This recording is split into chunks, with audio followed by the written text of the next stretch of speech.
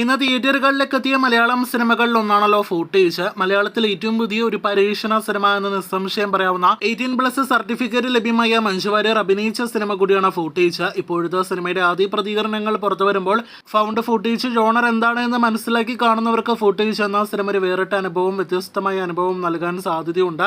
അതല്ലാത്ത സിനിമാ പ്രേമികൾക്ക്, പരീക്ഷണ സിനിമകൾ ഒട്ടും തന്നെ താല്പര്യമില്ലാത്തവർക്കെല്ലാം തന്നെ ബിലോ ആവറേജ് അനുഭവം ആയിരിക്കും സിനിമ നൽകുക എന്നൊരു അഭിപ്രായമാണ് പുറത്തു വന്നിരിക്കുന്നത്. ചിത്രത്തിന്റെ ടെക്നിക്കൽ വശത്തിനാണ് ഏറ്റവും മികച്ച അഭിപ്രായം ലഭ്യമായിരിക്കുന്നത്.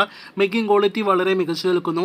എന്നാൽ സ്ക്രിപ്റ്റ് താഴെ പോയിരിക്കുന്നു. ഒരു ഷോർട്ട് ഫിലിം കണ്ടന്റ് മാത്രമേ ഫൂട്ടേജ് എന്ന സിനിമയ്ക്കുള്ളൂ. അതെടുത്ത് ഒരു 2 മണിക്കൂർ സിനിമയാക്കി തിയേറ്ററുകളിലേക്ക് എത്തിച്ചാൽ എങ്ങനെയിരിക്കും തുടങ്ങിയ അഭിപ്രായങ്ങളാണ് സിനിമയെക്കുറിച്ച് നെഗറ്റീവായിട്ട് നമുക്ക് കേൾക്കാനായിട്ട് കഴിഞ്ഞിരിക്കുന്നത്.